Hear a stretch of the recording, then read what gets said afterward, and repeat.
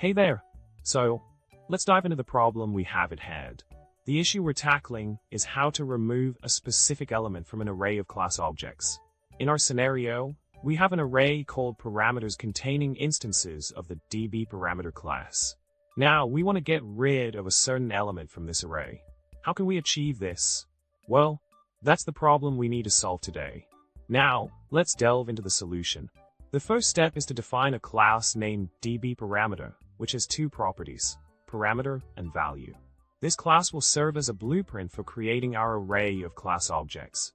By structuring our code in this way, we can neatly organize and manipulate our data. This simple, yet crucial class paves the way for efficiently handling our parameters. Building on the solution, we move on to the implementation phase. We utilize a list DbParameter to facilitate the removal of the element we want to get rid of from our array. By converting our array to a list, we can easily remove the desired element using the removeEt method. This step streamlines the process of eliminating specific elements from our collection.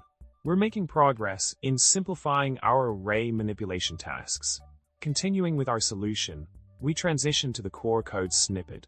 Within the program class, we initialize an array of DbParameter objects. Then, we convert this array into a list to remove the fourth element effectively. After removing the element, we convert the list back to an array, maintaining our data structure intact. This methodical approach ensures a seamless way to modify our array of class objects, achieving the desired output.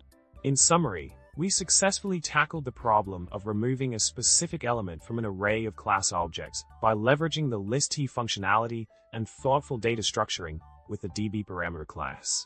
It's all about simplifying our code and enhancing its readability.